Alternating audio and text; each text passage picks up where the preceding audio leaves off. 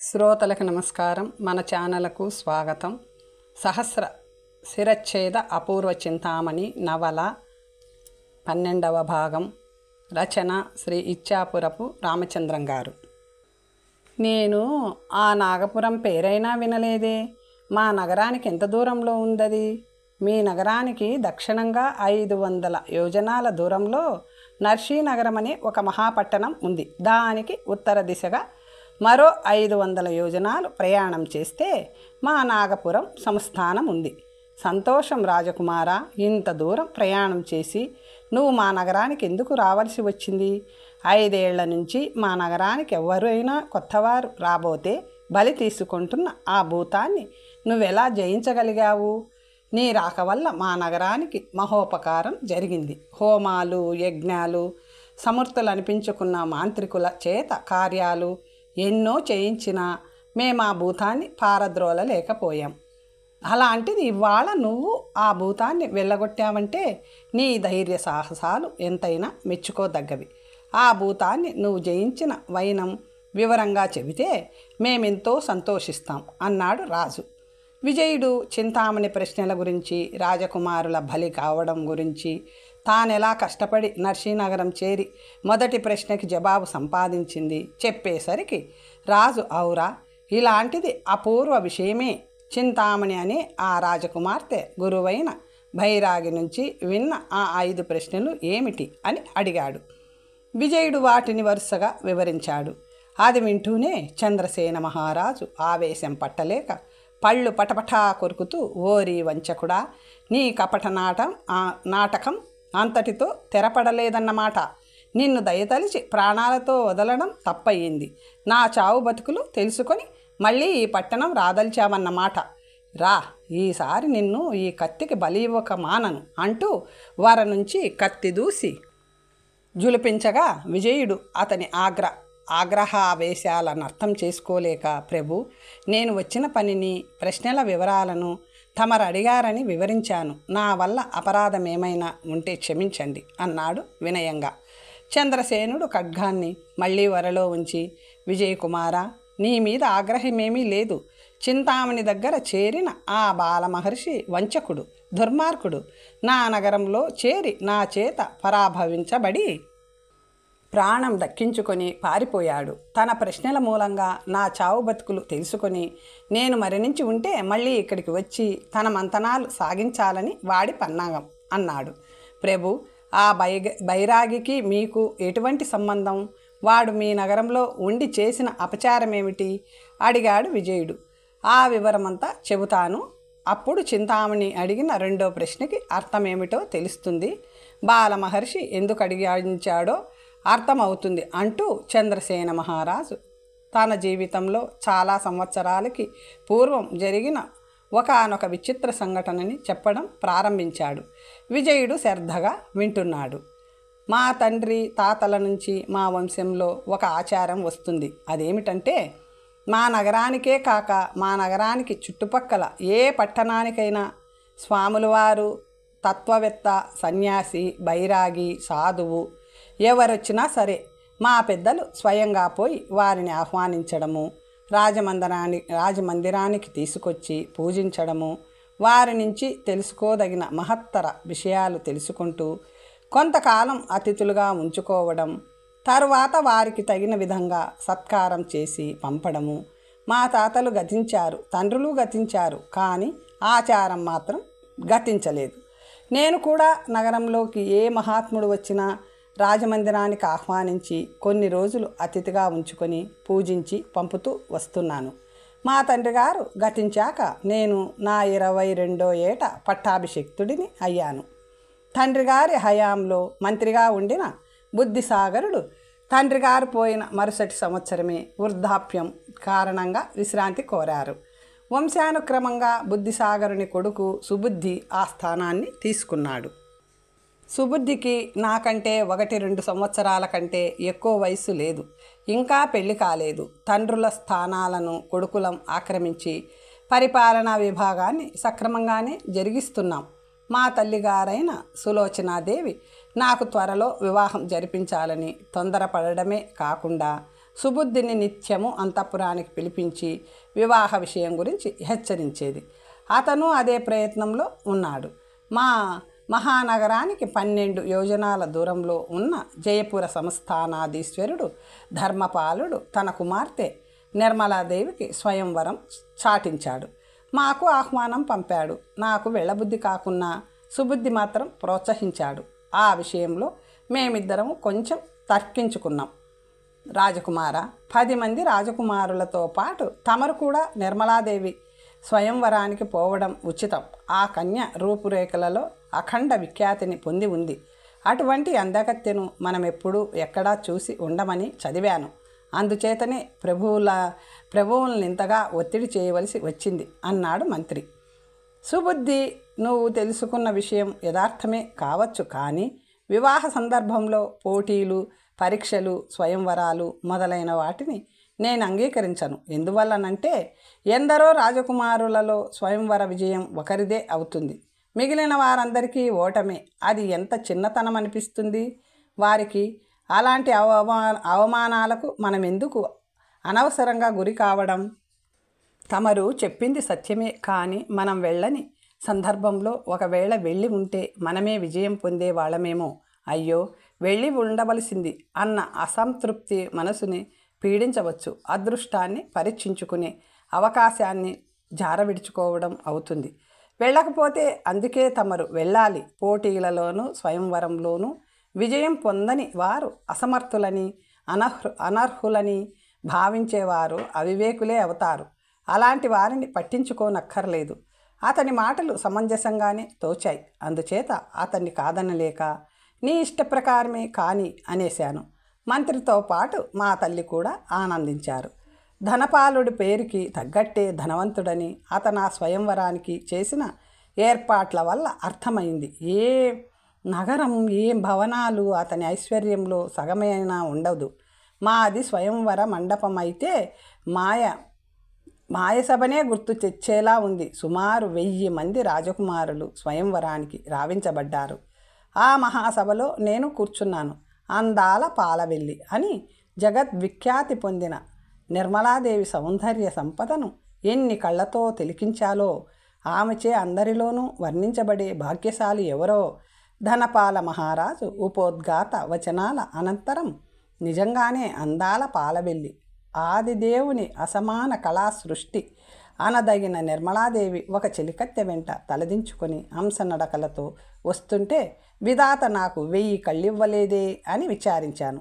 ఆమె చెలికత్తెతో ఒక్కొక్క రాజకుమారుడి వద్ద నిలబడి చెలికత్తె చెప్పింది వింటూ రాజకుమారుని ఒక్కసారి చూసి ముందుకి సాగిపోతూ క్రమంగా నా వైపు రాసాగింది. నా గుండెలు వేగంగా కొట్టుకోసాగాయి. ఆమె వేగంగా నన్ను దాటిపోతే నా గుండె దడ తగ్గుతుందనుకుంటే ఆమె చేతిలోని వరమాల తటాలున నా కంఠంలో పడింది. విజయకుమార, నేను విభ్రాంతుడనయ్యాను. ఒళ్ళు చెమటలు పోసింది. అది కలో నిజమో నమ్మలేకపోయాను. కల కాదని, నిర్మలాదేవి నన్ను వరించిందని గ్రహించాక ఆనందం ఆపుకోలేకపోయాను. నాకు ఆ భాగ్యం కలిగించిన మంత్రికి 1000 నమస్కారాలు పెట్టాను. తర్వాత ఇంకేముంది, అమ్మ, బంధువులు అక్కడికి రప్పించబడ్డారు. ఘనంగా వివాహం జరపబడింది. బంధుకోటి పెళ్లి కుమార్తెను చూసి దివ్య కామిని అన్నారు. ఆమె సౌందర్యం చూసి ఆశ్చర్యపోని వారు లేరు. ఈడు జోడులలోనే కాక ముమ్మూర్తుల నన్నే పోలి ఉందన్నారు. వయసులో మా మధ్య 2-3 ఏళ్ల కంటే తేడా లేదు.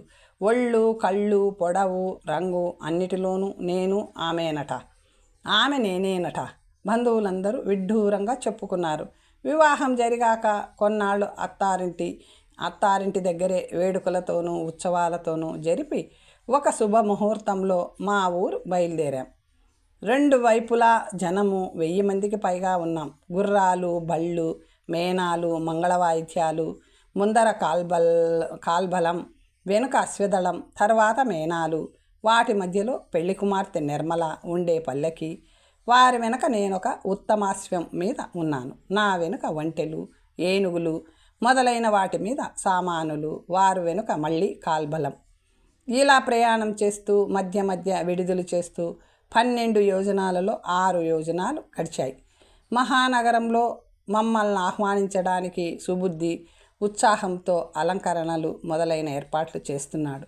మేము ప్రయాణం సాగిస్తుంటే ఒక సాధువు ఎండ దెబ్బ తగిలి కాబోలు వడగొట్టి మా తోవ అడ్డంగా పడున్నాడు. కొందరు గుర్రాలు దిగి అతన్ని పరిశీలించి వచ్చి, ప్రభు, ఎవరో సాధువు వడదెబ్బకు పడిపోయాడు, కాసేపటిలో అతని ప్రాణాలు పోయేటట్లున్నాయి అని చెప్పారు. సాధువు పడిపోయాడు అనే మాట చెవిన పడటమేమిటి? నేను గుర్రం మీద నుంచి ఉరికి ఎక్కడా అంటూ పరిగెత్తి చూశాను. సాక్షాత్ పరమేశ్వరుని అవతారంలా శిరమున జటాజూటం, చేతిలో త్రిశూలం, శంఖం, తేజస్వరూపుడు మార్గానికి అడ్డంగా పడి కొస ప్రాణంతో ఉన్నాడు. నేను వెంటనే చల్లని నీరు తెప్పించి అతని ముఖం మీద చల్లి ఉపచారాలు చేయగా తెప్పరిల్లినట్లు కనిపించాడు. నేను చాలా సంతోషించాను. సాధువులన్నా బైరాగులన్నా మా కుటుంబానికి చాలా గౌరవం అని చెప్పాను కదా ముందే. అతను కొంచెం తేరుకోగానే ఇతనిని తీసుకుపోయి ఏ మేనా ఖాళీగా ఉంటే ఆ మేనాలో విశ్రాంతిగా పడుకోబెట్టండి, మేనాలో ఉన్నవారిని మాత్రం దించొద్దు అని ఆజ్ఞాపించాడు. కొందరు పరిచారకులు తక్షణం ఆ సాధువుని చేతుల మీద ఎత్తుకుని తీసుకెళ్లారు. మళ్ళీ మేము ప్రయాణం చేస్తుంటే ఒక పరిచారకుడు నా దగ్గరకు వచ్చి, ప్రభు, ఏమైనా చూసినా పిల్లలు స్త్రీలు పడుకొని ఖాళీగా లేదు. ఎవరి విశ్రాంతికి భంగం కలిగించడం ఇష్టం లేక సాధువుని విశాలంగా ఉన్న పెళ్లి కుమార్తె గారి మేనాలో పడుకోబెట్టాం. అది 5-6 విశాలంగా సరిపోతుందని తమకు మనవి చేస్తున్నాం అన్నాడు. మంచి పని చేశారు. భగవత్ స్వరూపుడైన సాధువు ఎక్కడున్నా పూజింపదగిన వాడే అని ఆ సుకుమారికి ఏమైనా అసౌకర్యం కలిగితే సాధువుని తరువాత మరో మేనాలోకి మార్చండి అన్నాను. లేదు ప్రభు, మేము సాధువుని వారి మేనాలో చేర్చడానికి సందేహిస్తుంటే రాజకుమార్తె గారే అతి విశాలమైన తన మేనాలో సాధువుని అన్నారు వాళ్ళు. సాధు సజ్జనులను విషయంలో ఆమె చూపిన భక్తిభావానికి నేను చాలా మురిసి ఆమె మా కుటుంబ గౌరవం నిలిపి కీర్తి తెస్తుందని సంతోషించాను.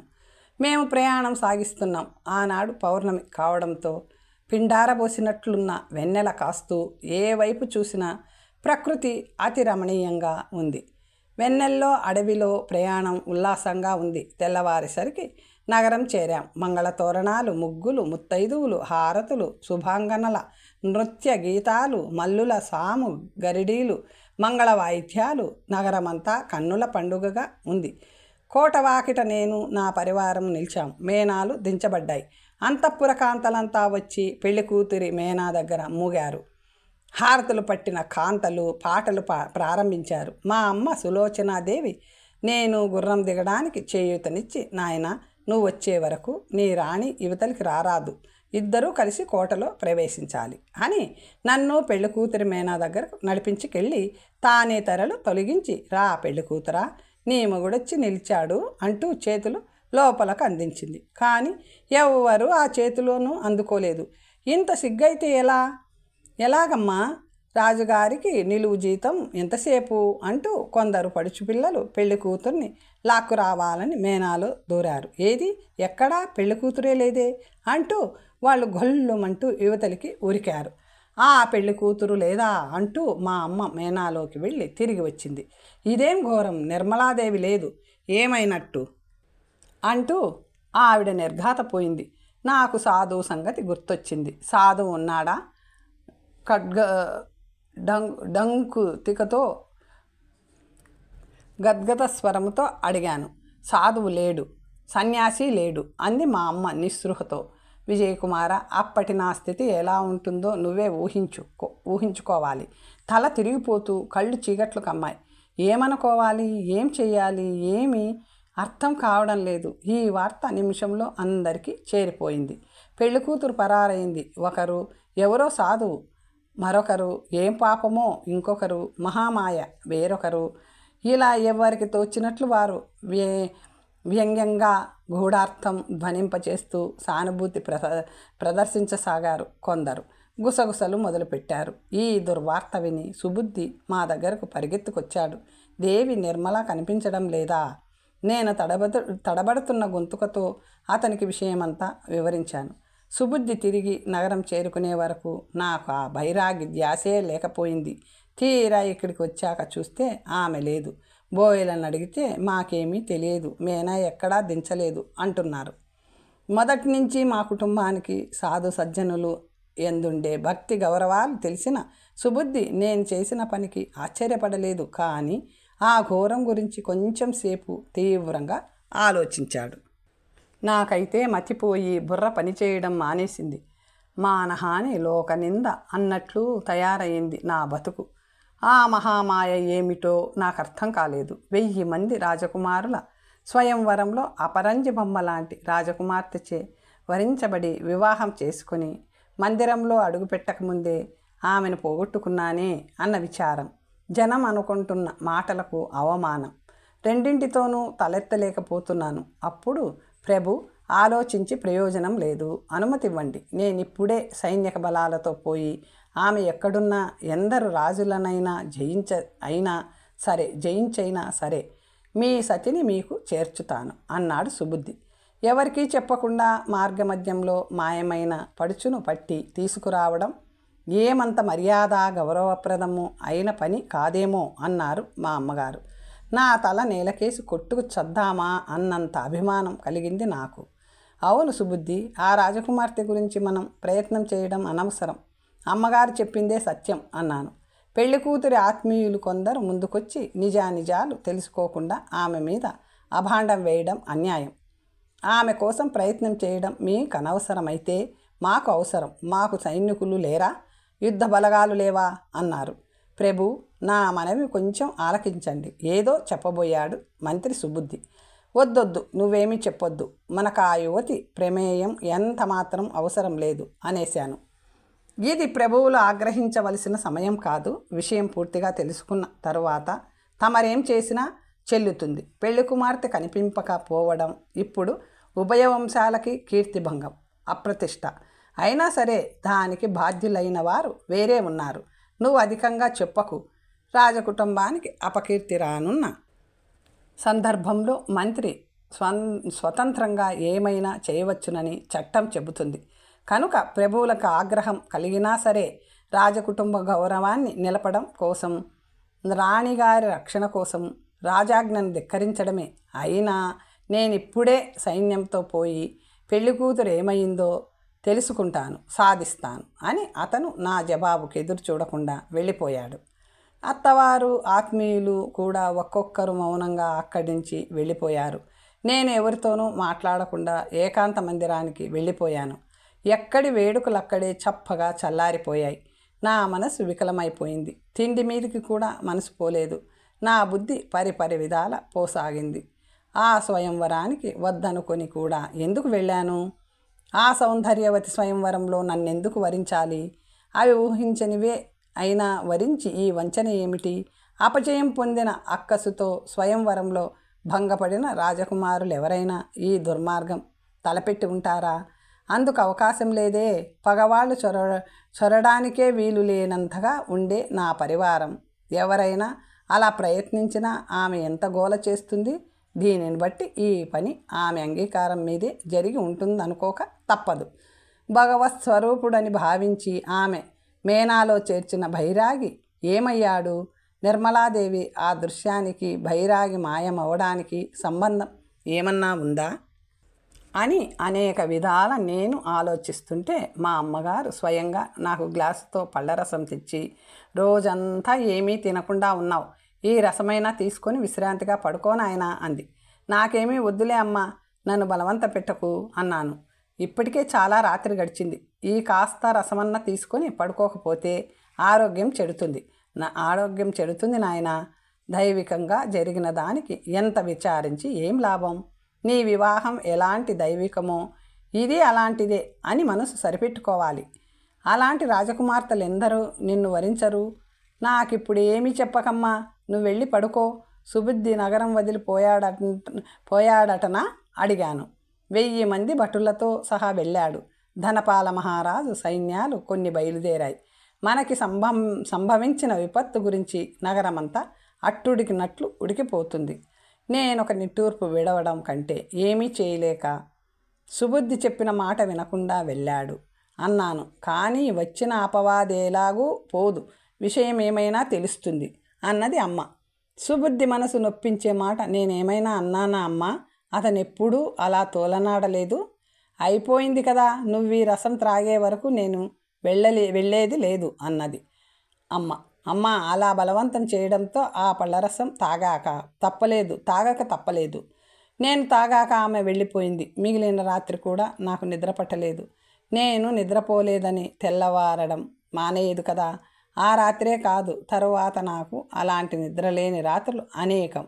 తెల్లవారాయి. 6 నెలలు గడిచాయి. సుబుద్ధి జాడ కానీ అతనితో వెళ్ళిన సైనికుల జాడ కానీ తెలియలేదు. నేనిక ఓపిక పట్టలేకపోయాను. సుబుద్ధి లేకపోతే ఒక్క దినం గడవదు నాకు. అతను నాకు మంత్రే కాదు, మంచి మిత్రుడు కూడా. నాకు నిర్మలాదేవి విషయానికి తోడు మంత్రి చింత కూడా మరింత అయ్యింది. అతని ఆత్మీయులు వచ్చి సుబుద్ధి జాడ ఏమైనా తెలిసిందా అని అడగబోయి నా మొహం చూసి కుంగిపోయి వెనక్కి వెళ్ళిపోతున్నారు. ఇది మరో బాధ. సుబుద్ధి ఏమైనట్లు? అతనితో వెళ్ళిన 1000 మంది భటులు ఏమయ్యారు? అత్తవారి తాలూకు పరివారం జాడ కూడా లేదని తెలిసి మరింత తెల్లబోయాను. సుబుద్ధి లాంటి మంత్రి నాకు 1000 జన్మలెత్తినా దొరకడు. నిర్మలాదేవి కోసం 6 మాసాలు తిరిగాడు, చాలదు. తిరిగి వచ్చేయకూడదు. ఇంకా ఎన్నాళ్ళని తిరుగుతాడు? పట్టుదల మనిషి. కార్యం సాధించే వరకు ఎన్నాళ్ళైనా అలాగే తిరుగుతాడు. ఊరుకుంటే లాభం లేదు అనుకున్నాను. నాకిక ఒక్క క్షణమైన కాలు నిలవలేదు. సుబుద్ధిని వెతికి తీసుకొస్తానని అమ్మగారితో చెప్పి స్వయంగా బయలుదేరాను. కానీ అన్నీ ప్రశ్నలే. అతను ఎక్కడుంటాడు? ఎటు వెళ్ళాలి? కంటికి కనిపించని తోవన గుర్రం మీద బయలుదేరాను. ఎన్నో పల్లెలు పట్నాలు గాలించాను. అడవులు, కొండలు, నదులు దాటాను. అతని ఆనవాళ్ళు చెప్పిన వారైనా లేకపోయారు. ప్రాణం విసిగిపోయింది. కానీ నా సుబుద్ధి లేకుండా వెనక్కి వెళ్ళిపోవడానికి నా మనసు అంగీకరించదు. ఏం చెయ్యాలి? మరికొన్ని యోజనాలు తిరిగాను. అర్థము అంతులేని ప్రయాణం. ఏమైనా సరే సుబుద్ధిని కలుసుకోకుండా తిరుగుముఖం పట్టేది లేదు అన్నట్టు పట్టుదలతో ప్రయత్నం విరమించకుండా రాత్రింబగళ్ళు ప్రయాణం చేస్తూనే ఉన్నాను. అలా తిరుగుతుండగా ఒకనాడు ఒక అరణ్యానికి సమీపంలో బ్రహ్మాండమైన మర్రి చెట్టు ఒకటి కనిపించింది. దాని శాఖలు ఊడలు యోజనాల దూరం వ్యాపించాయి. దాని మాను చాలా లావుగా ఉంది. అలాంటి చెట్టు భూమి మీద ఉంటుందనే ఎవ్వరూ ఊహించలేరు. ఆ విడ్డూరం చూద్దామని గుర్రం తిగాను. మరొక అద్భుతం కనిపించింది. అదేమిటంటే ఆ చెట్టు మీద ఆకుకొక చిలకగా కొన్ని వేల చిలకలు నివాసం ఉంటున్నాయి. అన్నీ ఒకే రంగు, ఒకే పరిమాణం, ఒకే మూసలో పూత పోయబడినట్లుండడంతో నాకు మరింత ఆశ్చర్యం వేసింది. రెప్పవాల్చకుండా గంట సేపు చూశాను వాటిని. అంతలో మరొక చోద్యం కనిపించింది.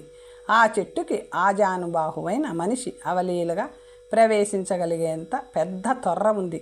అది చూసి నాకు మతిపోయింది. అది ప్రకృతిలో ఉండే అన్ని వృక్షజాతుల వంటిది కాక దానినెవరో దేవతలు ప్రత్యేకంగా సృష్టించారేమో అనిపించింది. తొర్ర లోపలికి పోయి చూడాలన్న కుతూహలం కలిగింది. లోపలికి ఒక అడుగు పెట్టి 2వ అడుగు వేయబోతుంటే బ్రహ్మాండమైన నాగుపాము, 20 గజాల పొడవు, అందుకు తగిన లావు కలిగినది తన భయంకరమైన పడగ విప్పుకొని బుసలు కొడుతూ నా మీదకు గెంతింది. తక్షణం నేను వెనక్కి తగ్గి నిల్చున్నాను. ఓ అవివేకి, నా ప్రశ్నకు జవాబు చెప్పగలవారు మాత్రమే ఇందులో ప్రవేశించగలరు. నీకు అలాంటి అర్హత ఉందా అన్నది. సర్పం మానవ భాషలో అడుగుతుంటే తెల్లబోయాను. అయినా సాహసించి ఏమిటి ప్రశ్న అని ప్రశ్నించాను. ఈ మహావృక్షం మీద ఎన్ని చిలుకలున్నాయో చూశావు కదా? చూశాను, చాలా ఉన్నాయి. అవి నిజమైన చిలుకలు కావు, శిలా నిర్మితాలైన సాలభంచికలు. నిజమా? కావాలంటే పోయి మళ్ళీ చూడు అన్నది. నేను తిరిగి పరీక్షగా చూశాను. అవి నిజమైన చిలకలలాగే ఉన్నాయి. సర్పరాజు చెప్పిన దాని మీద నాకు నమ్మకం చాలక ఒక రాయి తీసి చిలకల మీదకి విసిరాను. ఒక్కటి చలించలేదు, పలకలేదు. నిజమే, అవి నిజం చిలకలు కావు అన్నాను సర్పంతో. తెలిసింది కదా, మరి ఆ చిలకలేమిటి? అవి అలా రాతి బొమ్మల్లా ఎందుకున్నాయి? ఈ ప్రశ్నలకు జవాబు చెప్పగలిగితేనే లోపలికి ప్రవేశ అర్హత, లేదా ప్రాణం దక్కించుకొని పారిపో. ఆ తొర్రలోకి వెళ్ళి లోపల ఎలా ఉంటుందో చూడకుండా తిరిగిపోవడానికి నాకు మనస్కరించడం లేదు. కానీ తాచుపామును అడిగిన ప్రశ్నలకు జవాబులు తెలియవు. ఏం చేయాలి? సర్పరాజుని అడిగేశాను ధైర్యం చేసి. నువ్వు అడిగిన ప్రశ్నలకు జవాబులు తెలియవు, కానీ త్వరలో ప్రవేశించి లోపల అంతా చూడాలని ఉంది. ఏం చేయాలి? ఏం చేస్తావు? పోయి ప్రయత్నం చేసి నా ప్రశ్నలకు సమాధానం తెలుసుకురా అప్పుడు లోపలికి పోయి చూద్దువు గాని ఇప్పుడు వీల్లేదా? నా ప్రశ్నకి ఆ సర్పానికి కోపం వచ్చినట్టుంది. ముందు ఇక్కడి నుంచి పడగెత్తి కాటేశానంటే ప్రాణాలు దక్కవు అని బుసకొట్టింది. నేను గుర్రం ఎక్కి దౌడు తీసేశాను. కానీ నా మనసు మాత్రం వెనక్కే లాగుతుంది. ఆ త్వరలో ఏముందో చూడాలని పట్టుదలగా ఉంది. ఆలోచిస్తూనే సాగిపోయాను. ఎప్పుడూ అంత దూరం ప్రయాణించకపోవడం చేత చాలా అలసిపోయాను. ఒకవైపు దాహంతో నాలుక పిడచకట్టుకుపోతుంది. నా గుర్రం పరిస్థితి అలాగే ఉంది. దగ్గరలో ఏదైనా జలాశయం ఉందేమో పరకాయించి చూశాను. దేవుడు నా యందున్నట్లు దగ్గరలోనే ఒక కొలను కనిపించింది. దాహం తీరా నేను నీళ్లు తాగి గుర్రానికి తాగించి కొలను గట్టు మీదున్న పొన్న చెట్టు కింద నీడలో కూర్చున్నాను. హఠాత్తుగా మనుషుల మాటలు వినిపించసాగాయి.